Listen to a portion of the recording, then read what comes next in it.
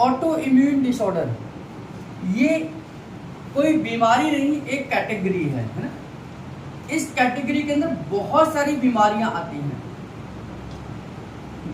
अगर हम बात करें बीमारियों के बारे में तो यहाँ मैंने कुछ लिस्ट दे रखी है कि ये सभी बीमारियां अगर किसी को है तो ये ऑटोइम्यून डिसऑर्डर होगा। जैसे रोमेटॉइड आर्थराइटिस, जिसे हम आरए फैक्टर कहते हैं, और इसमें क्या होता है, हमारे शरीर के सभी जॉइंटों में कहीं ना कहीं पेन आता है और सभी जॉइंटों में इन्फ्लामेशन हो जाती है, यानी कि सूजन हो जाती है।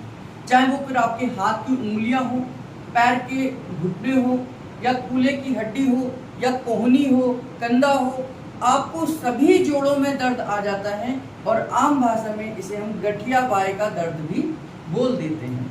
मेडिकली टर्म इसका है रोमेटॉइड आर्थराइटिस, यानी कि आरए इसको कहते हैं। अगर हम इसका चेक कराएं तो हम आरए फैक्टर टेस्ट कराते हैं।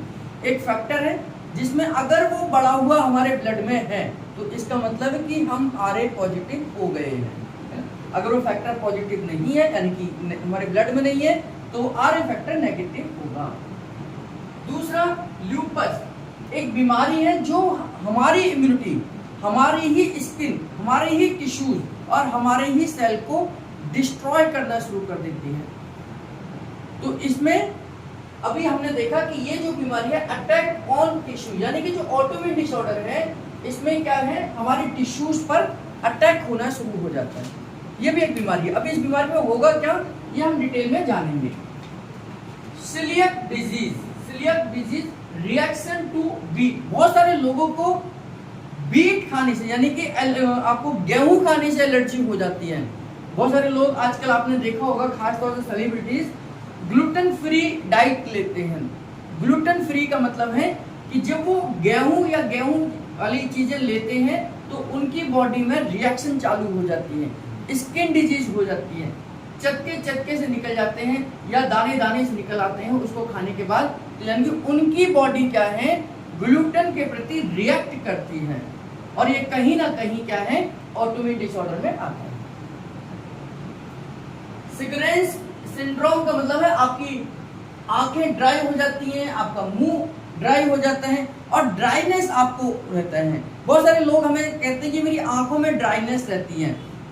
वो कितनी भी मेडिसिन का इस्तेमाल कर ले, उस मेडिसिन का असर जैसे ही खत्म होता है, आंखों में सूखापन, खारिश जैसी शुरू हो जाती है और ऐसे ही मुंह के अंदर भी उनके अंदर ड्राइनेस रहती है। मल्टीपल स्क्लेरोसिस, इसके बारे में मैंने बहुत बार यूट्यूब पर बताया है, आप लोगों को पढ़ाया है। मल्टीपल का मतलब बहुत सारी जगहों पर, है ना। मल्टीपल का मतलब क्या होता है, बहुत सारी जगहों पर, और स्क्लेरोसिस का मतलब है कि आपके स्कार्स होना, यानी कि टूट फूट होना, शरीर के अंदर बहुत सारी जगहों पर टूट फूट होना हमारी मल्टीपल स्क्लेरोसिस कहलाती है। और ये टूट फूट कहाँ होती है, न्यूरॉन्स के ऊपर वाली कवरिंग पर, यानी कि जो हमारे नर्वस सिस्टम को बनाते हैं न्यूरॉन्स, उसके ऊपर एक लेयर है, उस लेयर के ऊपर टूट फूट होती है। उस लेयर का नाम मेडिकल में हम क्या बोलते हैं, माइलिन शीथ कहते हैं। यानी कि न्यूरॉन्स के ऊपर की कवरिंग में टूट फूट होना, यानी कि माइलिन शीथ का डीजनरेट होना, डिस्ट्रॉय होना क्या कहलाता है, मल्टीपल स्क्लेरोसिस कहलाता है। एंक्लोजिंग स्पॉन्डिलोलाइटिस, एंक्लोजिंग स्पॉन्डिलोलाइटिस का मतलब है, जिसको आम भाषा में हम बम्बू स्पाइन भी कहते हैं।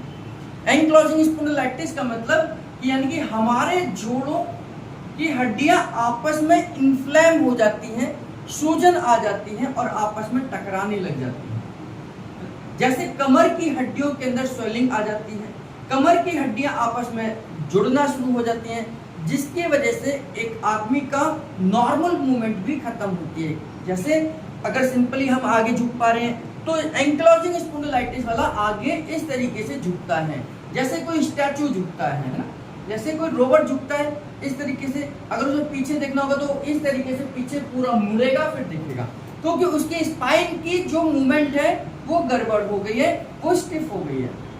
तो इसको हम क्या बोलते हैं, एंक्लोजिंग स्पॉन्डिलोलाइटिस। इसमें हमारी स्पाइन के मनकों में स्वेलिंग आ जाती है, और यह आपस में जुड़ने लग जाती हैं। इसको भी हम ऑटोइम्यून डिसऑर्डर कहते हैं। टाइप 1 डायबिटीज, बहुत सारे लोगों को जब डायबिटीज हो जाती है, डायबिटीज का मतलब है कि उनका पैंक्रियाज की बीटा सेल इंसुलिन बनाना कम कर देती है या बंद कर देती है। तो डायबिटीज अपने आप में एक खतरनाक बीमारी है, उसमें बहुत सारी बीमारियां धीरे धीरे आने लग जाती हैं।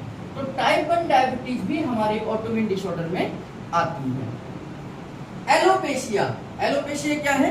बालों का झड़ना। एकदम से अचानक से तेजी से आपके बाल झड़ने लग जाते हैं, एक पूरा का पूरा गुच्छा निकल जाता है और सिर के ऊपर पैचेस बन जाते हैं। पैचेस का मतलब कि ये यहाँ से कभी गायब हो गए, यहाँ से बाल गायब हो गए, यहाँ से गायब हो गए, तो अलग अलग जगहों से बहुत तेजी से बाल झड़ रहे हैं। तो ये ऑटोइम्यून डिसऑर्डर में आ जाती है, जिसका रुकना बड़ा मुश्किल हो जाता है। वेस्कुलाइटिस, वेस्कुलाइटिस का मतलब है जब आपके ब्लड वेसल्स के अंदर इन्फ्लामेशन हो जाए, चाहे वो आर्टरीज हो चाहे वो वेन्स हो, इनके अंदर जब स्वेलिंग आ जाती है, इनके अंदर की दीवारें इन्फ्लेम हो जाती हैं, उस कंडीशन को हम वेस्कुलाइटिस कहते हैं, यानी कि ये इन्फ्लामेशन ऑफ ब्लड वेसल्स में आना। ये भी हमारी ऑटोइम्यून डिसऑर्डर के कंडीशन में आती है। ये मैंने इतनी सारी बीमारियां आपको ऑटोइम्यून डिसऑर्डर में बताई, तो इसमें कारण क्या है कि ऑटोइम्यून डिसऑर्डर होता क्या है और इसके सिम्टम्स क्या होंगे। ये तो डिजीज है, डिजीज आने से पहले हमारी बॉडी कुछ सिम्टम्स देगी, तो होता क्या है। देखिए, ऑटोइम्यून डिसऑर्डर को समझने से पहले हमें ये समझना पड़ेगा कि इम्यून सिस्टम क्या होता है। इम्यून सिस्टम क्या होता है? हमारी बॉडी के अंदर हमारे शरीर को बाहर से वायरस या बैक्टीरिया या कोई भी बीमारी बॉडी के अंदर एंटर करती है।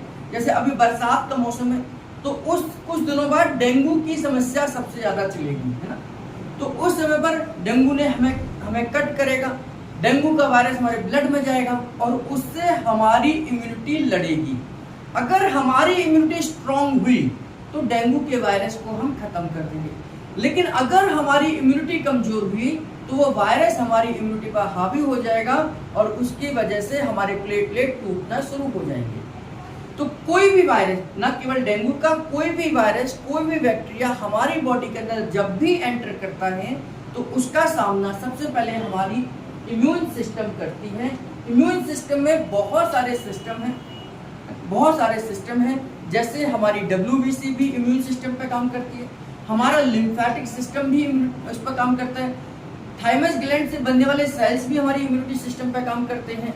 तो बहुत तरीके से हमारी इम्यून सिस्टम हमारे शरीर की रक्षा करती है। लेकिन जब जो भी वायरस हमारी बॉडी के अंदर एंटर करता है और अगर वो इससे स्ट्रांग हुआ तो उसका असर हमारी बॉडी में होगा। हम जब भी जहां भी हैं, हम इस समय पर भी हमारे चारों तरफ लाखों की संख्या में बैक्टीरिया और वायरस होते हैं। हम यहाँ पर भी बैठे हैं तो हमारे चारों तरफ लाखों की संख्या में वायरस हैं। ये वायरस हमारे शरीर के अंदर एंटर कर रहे हैं, लेकिन ये हमारे शरीर का कुछ भी नहीं बिगाड़ पा रहे। इसका मतलब है कि कहीं ना कहीं हमारी इम्यूनिटी स्ट्रॉन्ग है। हमारा पूरा का पूरा लिम्फेटिक सिस्टम, चाहे वो थाइमस हो, चाहे वो लिम्फ नोड्स हो, चाहे वो स्प्लीन हो, ये हमारी इम्यूनिटी पर काम करती है। अब ये तो हमारे लिए पॉजिटिव हो गई कि भाई इम्यूनिटी का काम क्या है, यानी कि ये हमारी सुरक्षा गार्ड है, ये हमारे लिए सिक्योरिटी गार्ड के रूप में काम करते हैं कि हमारे शरीर को कोई भी नुकसान ना हो, यह देखने का काम हमारे इस सिस्टम का है, जिसको हम अगर इस सिस्टम की बात करें तो ये लिम्फेटिक सिस्टम है। लिम्फेटिक सिस्टम के अंदर हमारी इम्यूनिटी पावर आती है। तो जितना स्ट्रॉन्ग हमारा लिम्फेटिक सिस्टम होगा, हमारी इम्यूनिटी भी उतनी ही स्ट्रॉन्ग होगी। तो फिर ये ऑटोइम्यून डिसऑर्डर क्या है? देखिए, ऑटो इम्यून डिजीज या डिसऑर्डर, ये दो वर्ड इसके आगे जुड़े होते हैं। ऑटो इम्यून डिसऑर्डर का मतलब ये है जब हमारी ही इम्यूनिटी हमारे ही खिलाफ काम करना शुरू कर देती है, हमारे ही सेल को नुकसान पहुंचाना शुरू कर देती है, हमारे ही ऑर्गन्स को डैमेज करना शुरू कर देती है, तो उस स्थिति को हम क्या कहते हैं? ऑटो इम्यून डिसऑर्डर या डिजीज कहते हैं। अभी तक तो ये हमारे लिए काम करती थी, हमारे को सुरक्षा देने का काम करती थी, हमारे लिए इम्यूनिटी का काम करती थी, हमारे लिए दूसरों से लड़ती थी, हमारे लिए वायरस या बैक्टीरिया का सामना करती थी। लेकिन अब ये उस वायरस या बैक्टीरिया का सामना करने के बजाय ये हमारी ही सेल को डैमेज कर रही है, हमारे को ही नुकसान पहुंचा रही है, हमारे जो कार्टिलेज हैं, हमारे सेल हैं, हमारे टिश्यूज हैं, उनको खा रही है। इस कंडीशन को हम क्या कहते हैं? ऑटो इम्यून डिसऑर्डर कहते हैं। इन सभी बीमारियों में यही कुछ ना कुछ होता है। जैसे रूमेटॉइड आर्थराइटिस के पेशेंट को जो ऊपरी जॉइंट्स हैं, जितने भी जॉइंट्स की अपर लेयर हैं, ये धीरे धीरे इन खत्म होने लग जाती हैं और इनमें स्वेलिंग आने लग जाती है, जिसकी वजह से हमारे सभी जोड़ों में दर्द आ जाता है। इसी प्रकार से इन्होंने यहाँ लिखा है कि ये हमारे टिश्यूज और सेल को डैमेज करती है, हमारे सेल को टिश्यूज को डैमेज करती है। जैसे सोराइसिस भी ऑटो इम्यून डिसऑर्डर है। सोराइसिस किसी को हो जाता है, सफेद दाग जिसको बोलते हैं, वो धीरे धीरे धीरे धीरे बढ़ने लग जाता है, यानी कि वह भी ऑटोइम्यून डिसऑर्डर है। हमारी इम्यूनिटी हमारे ही सेल को डिस्ट्रॉय कर रही है, जिसकी वजह से सोराइसिस आ रहा है। Celiac disease, reaction to wheat. हमारी इम्यूनिटी, हम जब रोटी खाते हैं, चावल खाते हैं, गेहूं खाते हैं, तो हमारी इम्यूनिटी व्हीट यानी कि जो हम गेहूं या अनाज खाते हैं उसमें जो प्रोटीन है, उस प्रोटीन को ग्लूटन कहते हैं हम, है ना। तो ग्लूटन जैसे ही हमारी बॉडी के अंदर जाता है, हमारी इम्यूनिटी उसके प्रति रिएक्ट करती है और उससे लड़ना शुरू कर देती है। और लड़ने पर क्या होगा? आपकी बॉडी में रिएक्शंस होंगी। तो आपको कहीं खुजली होने लग जाएगी, कहीं ईचिंग होने लग जाएगी, कहीं आपके दाने दाने से निकल जाएंगे, कहीं रैसेस पड़ जाएंगे, कहीं पर दाग धब्बे निकल जाएंगे। और यह इसका मतलब है कि आपकी इम्यूनिटी आपके द्वारा खाए गए व्हीट के प्रति रिएक्ट कर रही है, तो यानी कि ऑटो इम्यून डिसऑर्डर में चला जाता है। इसलिए बहुत सारे लोग ग्लूटेन फ्री हमारा डाइट लेना पसंद करते हैं। इसी तरीके से सीग्रॉन्स सिंड्रोम में हमारी आंखों और हमारे मुंह का जो ड्राइनेस है, जो सलाइवा बनना चाहिए, जो म्यूकस बनना चाहिए, यहाँ की सेल धीरे धीरे डैमेज होने लग जाती हैं और उन सेल का काम जो म्यूकस फॉर्मेशन है वो बंद हो जाता है। तो जब म्यूकस फॉर्मेशन बंद हो जाएगा, जब सलाइवा का प्रोडक्शन बंद हो जाएगा, तो मुंह और आंखें दोनों ही ड्राई होने लग जाती हैं। मल्टीपल स्क्लेरोसिस, इसमें क्या हुआ? हमारे न्यूरॉन्स के ऊपर की कवरिंग, जिसको माइलिन शीथ कह रहे हैं, उस शीथ को, माइलिन शीथ को हमारी इम्यूनिटी खाने लग जाती है। हमारी WBC, हमारी लिम्फ नोड्स, हमारे टी किलर सेल्स उसको खाने लग जाते हैं और जो हमारी सुरक्षा कवच का काम करते हैं वो धीरे धीरे डैमेज होने लगते हैं, जिसकी वजह से मल्टीपल स्क्लेरोसिस के पेशेंट को सेंसेशन आना बंद हो जाता है, उसके मैसेज एक दिशा में जाने बंद हो जाते हैं, क्योंकि उसकी जो कवरिंग है, ये इसके ऊपर ये कवरिंग है, जिसकी वजह से ये डायरेक्शन, एक ही डायरेक्शन में मैसेज जाता है। जब ये खत्म होना शुरू हो जाता है तो ये मैसेज इधर इधर इधर कहीं भी जा सकता है और ये मल्टीपल स्क्लेरोसिस का सिम्टम्स होता है। एंकिलोजिंग स्पॉन्डिलाइटिस में भी हमारे जोड़ों में छोटे छोटे जो जोड़ होते हैं, जैसे मनके हैं, जो हमारी कमर के मनके हैं, चाहे वो सर्वाइकल के हों, थोरासिक के हों, लंबर के हों, सैक्रल के हों, ये मनके आपस में धीरे धीरे जुड़ने लग जाते हैं, क्योंकि हमारी इम्यूनिटी यहाँ की सेल को उठाकर इनको इन्फ्लेम कर देती है, इनमें स्वेलिंग पैदा कर देती है। इसमें टाइप 1 डायबिटीज में क्या होगा? डायबिटीज एक ऑटोइम्यून डिसऑर्डर इसलिए भी है क्योंकि यह हमारी रोग प्रतिरोधक क्षमता को डाउन कर देती है और इसके प्रति हमारी जो हमारी रोग प्रतिरोधक क्षमता है वो उस समय पर ऑटोइम्यून में चली जाती है, यानी कि यह हमारी हीलिंग प्रोसेस को भी स्टॉप कर देती है, हमारी जो सुरक्षा प्रणाली है उसे खत्म कर देती है और इसको भी हम ऑटोइम्यून डिसऑर्डर कहते हैं। एलोपेशिया से आपके जो स्किन है, जो हेयर की स्किन है, यानी कि जहां बाल निकलते हैं उस स्किन, वह स्किन अपनी पकड़ को धीरे धीरे बालों को छोड़ना शुरू कर देती है, यह भी ऑटोइम्यून डिसऑर्डर है। इसमें हमारी स्किन के अंदर से जो जड़ें हैं बालों की वो खत्म होने लग जाती हैं और बाल धीरे धीरे झड़ने लगते हैं और ये लगातार तेजी से होता है और इसीलिए हम एलोपेशिया को भी ऑटोइम्यून डिसऑर्डर में ले लेते हैं। वैस्कुलाइटिस का मतलब जब हमारे आर्टरीज और वेन्स के अंदर हमारी इम्यूनिटी उस अंदर की लेयर को खाकर इन्फ्लेम कर देती है, स्वेलिंग कर देती है, तो इन्फ्लामेशन ऑफ ब्लड वेसल्स, हमारा वेस्कुलाइटिस हो जाता है। तो इसमें कहीं ना कहीं हमने ये देखा कि हमारी इम्यूनिटी इन बीमारियों में हमारे खिलाफ काम कर रही है, कहीं ना कहीं हमारे ही सिस्टम को डैमेज कर रही है। तो जो इम्यूनिटी हमारे लिए थी अब वह हमारे खिलाफ काम करती है, इसी कंडीशन में हम ऑटो इम्यून डिसऑर्डर कहते हैं। अब ये होता क्यों है? तो होता क्यों है, तो यह हमारा जो होने का कारण है, ये कोई वायरस, कोई बैक्टीरिया या साइड इफेक्ट ऑफ मेडिसिन। अगर कोई वायरस बार बार हमारी बॉडी पर अटैक करता है, या कोई वायरस या कोई बैक्टीरिया हमारी बॉडी में बार बार अटैक करता है, या हम कुछ ऐसी मेडिसिन का इस्तेमाल करते हैं जिससे हमारी इम्यून सिस्टम इरिटेट हो जाता है। इरिटेशन का मतलब होता है कोई व्यक्ति जब इरिटेट हो जाए, तो इरिटेशन में जब वो गुस्से में होता है तो उसे ये नहीं पता होता कि मैं अच्छा कर रहा हूँ या बुरा कर रहा हूँ। किसी ने कहा कि आदमी क्रोध में केवल अपना ही नुकसान करता है ना। जब आदमी गुस्से में जो भी काम करता है, जो भी डिसीजन लेता है, वो अपना ही नुकसान करता है। अब आदमी भी वही है, डिसीजन भी उसका है, लेकिन फिर वो अपने लिए नुकसान कैसे करता है, सोचने की बात है। आदमी भी वही है, डिसीजन भी वही ले रहा है, लेकिन उस डिसीजन का अपने लिए नुकसान कैसे हो रहा है, वो कोई एक परिस्थिति में लेता है। जब वो इरिटेट है, जब वो गुस्सा है, जब वो बहुत ज्यादा स्थिति खराब है, दिमाग काम नहीं करता, तो वो क्या करता है, ऐसे उल्टे पुल्टे काम करता है, जिससे वो खुद फंस जाता है, खुद के लिए खराब हो जाता है, खुद बाद में पछताता है कि ये मैंने गलत डिसीजन लिया। तो ऐसे ही कुछ कंडीशन हमारी इम्यून सिस्टम के साथ में होता है। ये इम्यून सिस्टम हमारी बॉडी के अंदर इरिटेट हो जाता है, और जब वो इरिटेट होता है तो उसे नहीं समझ आता कि मुझे दुश्मन को मारना है या अपने दोस्तों को मारना है।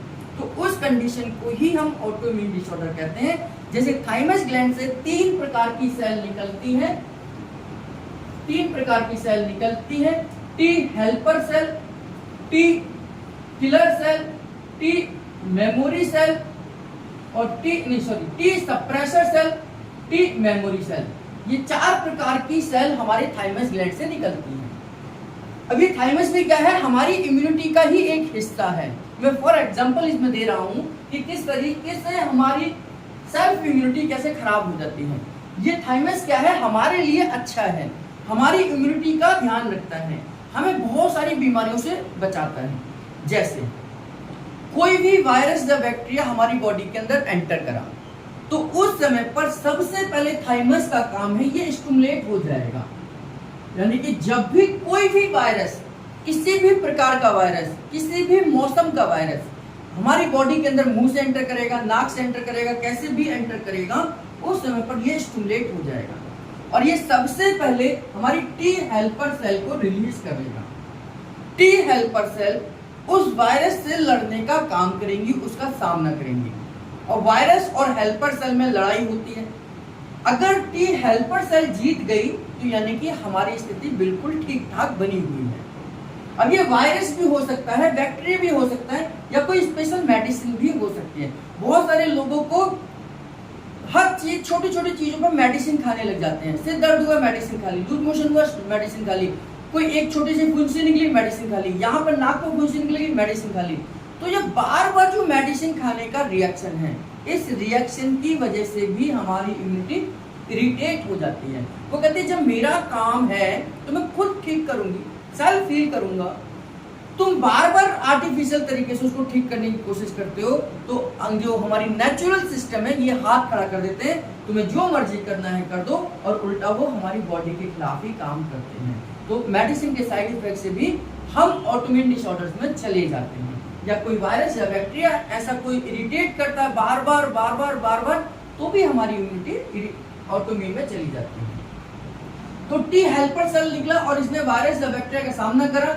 एक केस हुआ कि ये टी हेल्पर सेल जीत गई, तो स्थिति नॉर्मल है, सब कुछ नॉर्मल है, हमारे बॉडी के अंदर वायरस गया, हमारी इम्यूनिटी ने उससे लड़ा और उसे डिस्ट्रॉय कर दिया।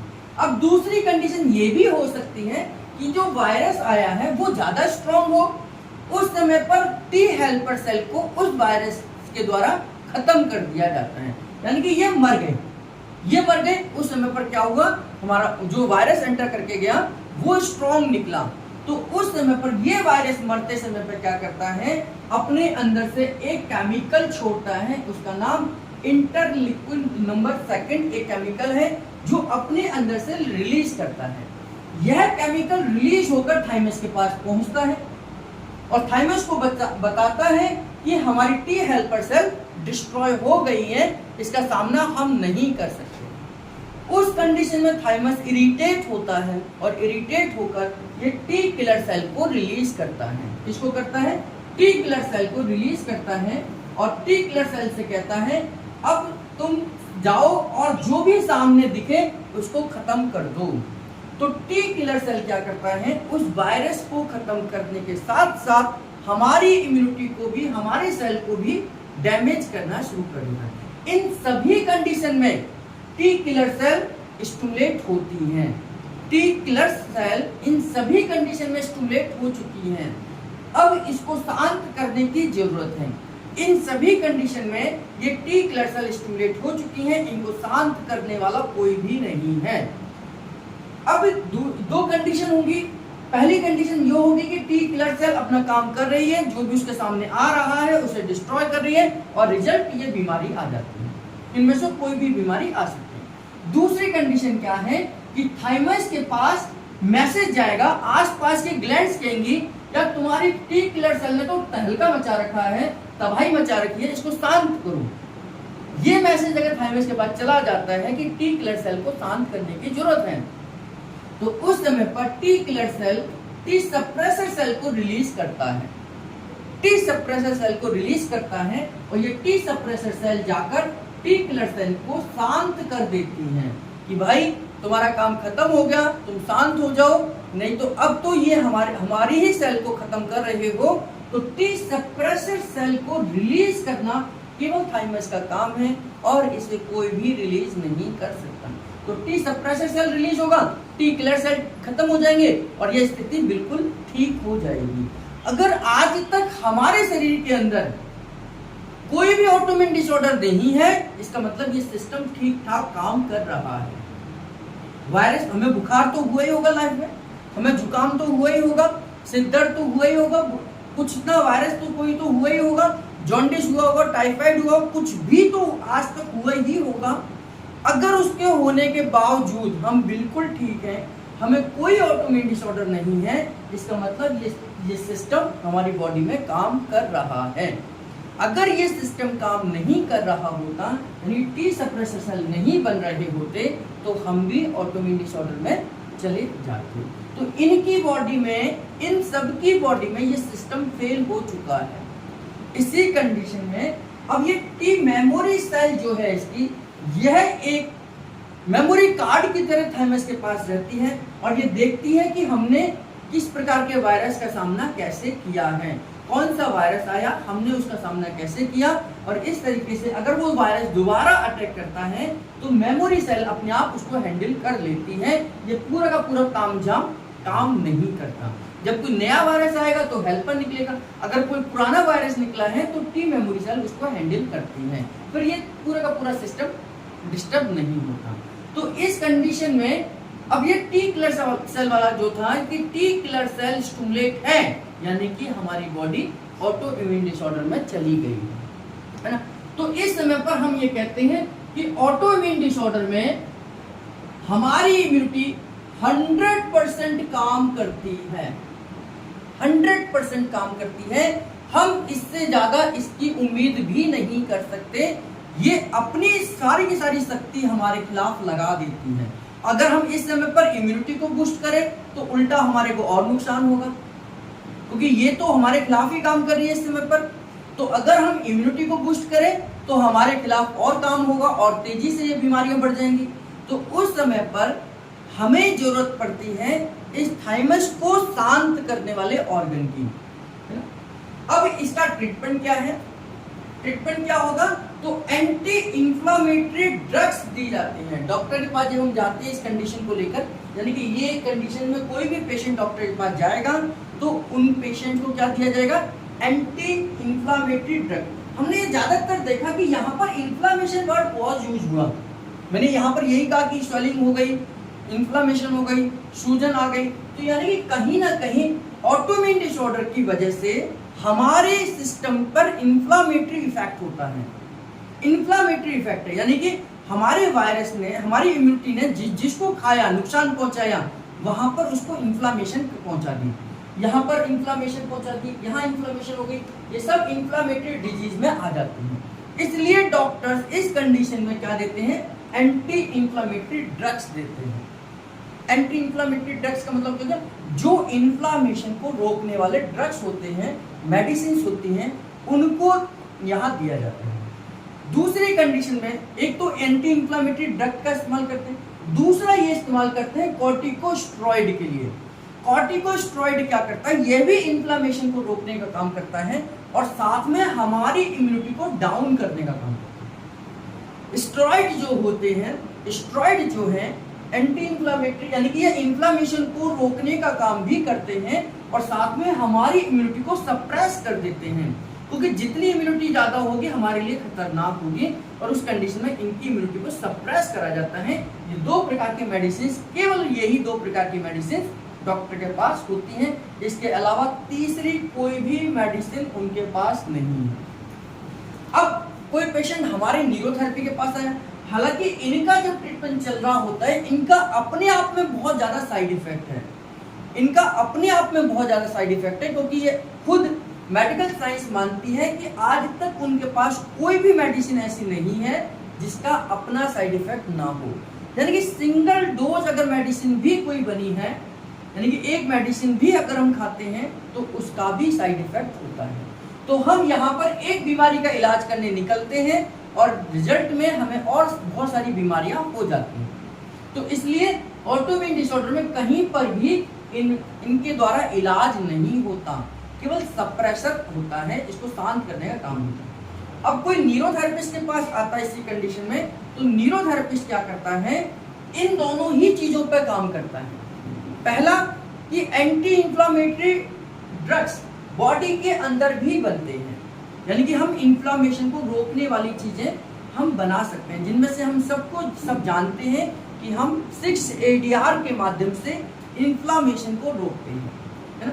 जो हमारा 6-ADR का पॉइंट है वो इंफ्लेमेशन को रोकने का काम करता है, जो कि एंटी इंफ्लेमेटरी यानी कि कॉर्टिकोस्टेरॉइड हार्मोन को बनाता है। कॉर्टिकोस्टेरॉइड हार्मोन को बनाने का काम हमारा 6-ADR के माध्यम से होता है। ये नेचुरल स्टेरॉइड्स होते हैं जो इंफ्लेमेशन को अंदर ही अंदर ठीक कर सकते हैं, यानी कि नेचुरल तरीके से इंफ्लेमेशन को ठीक करने का काम करते हैं, नेचुरल तरीके से इस इम्यूनिटी को सप्रेस करने का काम करते हैं, शांत करने का काम करते हैं। अब किसी के घर में लड़ाई हो तो घर में अगर कोई व्यक्ति गुस्सा हो जाए, घर में कोई व्यक्ति गुस्सा हो जाए तो उसे घर का व्यक्ति आसानी से समझा सकता है या बाहर का व्यक्ति समझा सकता है? उसको घर का ही व्यक्ति आसानी से समझा सकता है, क्योंकि बाहर वाले को तो मैटर भी नहीं समझ आएगा कि मैटर हो क्या गया इनके बीच में, है ना। तो ऐसे ही ये बाहर वाली चीजें होती हैं, ये कभी भी मैटर को सॉल्व आउट करने का काम नहीं करती हैं। तो अगर हम इन्हीं केमिकल्स को बॉडी के अंदर बनाएं तो बॉडी के ही केमिकल्स होते हैं, बॉडी के ही ऑर्गन जो खराब हो रहे हैं इनको आसानी से ठीक करने का काम कर सकते हैं। तो इसमें हम 2-पेन का भी इस्तेमाल करते हैं, लिवर को भी हम स्टिमुलेट करते हैं और साथ में हम अपने 6-ADR यानी कि एड्रिनल ग्लैंड्स को भी स्टिमुलेट करते हैं और वो कोशिश करते हैं कि इम्यूनिटी डाउन हो, हमारा बाकी के सिस्टम अच्छे काम करे, है ना। जैसे हमारा मेटाबॉलिक डिसऑर्डर अच्छा काम करे। तो अभी सिम्टम्स के तौर पर अगर हम देखें तो सिम्टम्स के तौर पर हमने यहाँ लिखा हुआ है कि यहाँ पर जो सिम्टम्स आएंगे तो उसमें हमारा डाइजेस्टिव इश्यूज भी होगा, यानी कि अगर किसी को ऑटोइम्यून डिसऑर्डर है तो उसको पेट से संबंधित कुछ ना कुछ समस्या होती ही है। इन सभी बीमारियों में आप देखेंगे जो भी पेशेंट अगर आपको कभी मिलता है उनका पेट डिस्टर्ब होगा ही होगा।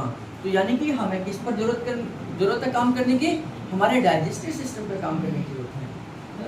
इसमें फटीग यानी कि बहुत ज्यादा थकान होने लग जाती है क्योंकि उसकी इम्यूनिटी उसका साथ नहीं देती है, तो हमें फटीग पर काम करने की जरूरत है। ये सिम्टम्स है, जॉइंट्स पेन और स्वेलिंग आई जाती है, जैसे रूमेटॉइड अर्थराइटिस में आ ही जाएगा।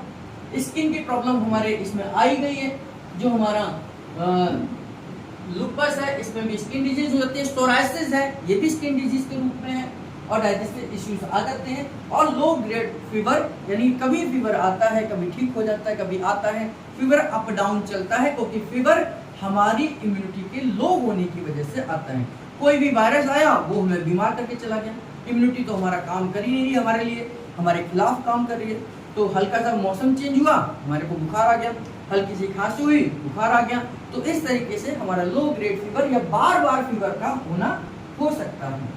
अब इसके लिए अगर किसी को इम्यून ऑटोइम्यून डिसऑर्डर है तो हम कैसे पता लगाएंगे, या कैसे हम सिम्टम्स को, जैसे जोड़ों में दर्द है तो बहुत सारे लोगों को जोड़ों में दर्द होता है, बहुत सारे लोगों के बाल झड़ रहे हैं, तो सारे के सारे ऑटोइम्यून डिसऑर्डर है क्या? तो उसके लिए हमें कुछ टेस्ट की जानकारी मिलती है। अगर हम ये टेस्ट कराते हैं तो इनसे हमें जानकारी मिलती है। अगर ये बड़े हुए आ रहे हैं, अगर ये बड़े हुए आ रहे हैं तो इसका मतलब आपकी बॉडी ऑटोइम्यून डिसऑर्डर में जा रही है। ये तो सिम्टम्स हो गए, ये डिजीज हो गई। हो सकता है कि भाई हमें डाउट हो कि हम है भी या नहीं है, तो ये कंफर्म करेगा खास तौर से ANA, auto anti nuclear antibodies test, इसको बोलते हैं एंटी न्यूक्लियर एंटीबॉडीज टेस्ट। ये NAN अगर हम अपना चेक कराते हैं तो इसकी संख्या अगर बढ़ी हुई आती है, एंटीबॉडीज एंटी न्यूक्लियर एंटीबॉडीज अगर ये बढ़ी हुई आती है तो इसका मतलब हम ऑटोइम्यून डिसऑर्डर पॉजिटिव है। ऑटो एंटीबॉडीज, ऑटो एंटीबॉडीज का मतलब अपने आप एंटीबॉडीज बन रही है, कोई वायरस भी नहीं गया तो भी बॉडी अपने आप एंटीबॉडीज बना रही है। किसके प्रति बना रही है? हमारी खुद के सेल के प्रति ही बना रही है। माइलिन सीध के खिलाफ बना रही है, हमारे वेट के खिलाफ बना रही है, हमारी स्किन के खिलाफ बना रही है, हमारे ऑर्गन्स के खिलाफ बना रही है। यानी कि हमारी ऑटोइम्यून डिसऑर्डर जो है, हमारी इम्यूनिटी खुद ही युद्ध करी जा रही है। कोई वायरस नहीं आया तो किससे युद्ध कर रही है? हमारी ही बॉडी से युद्ध कर रही है। उस समय पर ये ऑटो एंटीबॉडीज बढ़ी हुई आएंगी। सी रिएक्टिव प्रोटीन, जिसको CRP बोलते हैं, CRP बोलते हैं, ये भी आपका पॉजिटिव आएगा या बढ़ा हुआ आएगा। C reactive protein. ESR inflammation में बढ़ता ही है, इन्फेक्शन में बढ़ता ही है, तो ESR भी एरिथ्रोसाइट सेगमेंटेशन रेट इसको बोलते हैं, ये भी उस समय पर बढ़ा हुआ आएगा। तो ये सारे अगर हम टेस्ट कराते हैं, खास तौर से अगर ये आपका ANA बढ़ा हुआ है, ANA बढ़ा हुआ है, इनमें सबसे ज्यादा जो स्पेसिफिक है, जो सबसे मेन है, वो हमारे ANA है, जिसको हम एंटीबॉडी एंटी न्यूक्लियर एंटीबॉडीज कहते हैं। ये हमारा मेन टेस्ट है जो हमें क्लियर कर देगा कि हम ऑटोइम्यून डिसऑर्डर के शिकार हैं या नहीं। अगर ऐसा कोई पेशेंट मिलता है या हमें ये डायग्नोज हो गया है कि हम ऑटोइम्यून डिसऑर्डर में जा चुके हैं, तो उस समय पर फिर हमें अपनी डाइट को चेंज करने की आवश्यकता है, तो जिसमें ये ऐसे कंडीशंस हैं, ये हमारी इम्यूनिटी को थोड़ा सप्रेस करते हैं और बाकी सिस्टम को बूस्ट करते हैं। इम्यूनिटी को सप्रेस करते हैं और सिस्टम को बूस्ट करते हैं, जिसमें फिश ऑयल है, यानी कि फिश का इस्तेमाल आप कर सकते हैं। नॉन वेज अगर आप खाते हैं तो फिश ऑयल या फिश का इस्तेमाल कर सकते हैं। विटामिन C हमारी इम्यूनिटी पर काम करता है, खास तौर से हमारे सिस्टम के लिए काम करता है। विटामिन D हमारे बाकी के सिस्टम के लिए काम करेगा, और प्रोबायोटिक से हमारी बॉडी को स्वस्थ रखने के काम करते हैं। यानी कि बिना इम्यूनिटी के भी इनका बॉडी को स्वस्थ रखने में बहुत बड़ा रोल होता है। हमें ग्रीन वेजिटेबल, अंकुरित आहार, ये सारी डाइट हमें लेनी चाहिए अगर हम ऑटोइम्यून डिसऑर्डर के शिकार हैं। तो ऑटोइम्यून डिसऑर्डर में हमारी इम्यूनिटी हमारे ही खिलाफ काम करना शुरू कर देती है, हमारे ही सेल के खिलाफ, हमारे ही ऑर्गन के खिलाफ, हमारे ही टिश्यूज के खिलाफ, हमारे ही सारे के सारे सिस्टम को डिस्ट्रॉय करना शुरू कर देती हैं। इसको हम ऑटोइम्यून डिसऑर्डर कहते हैं।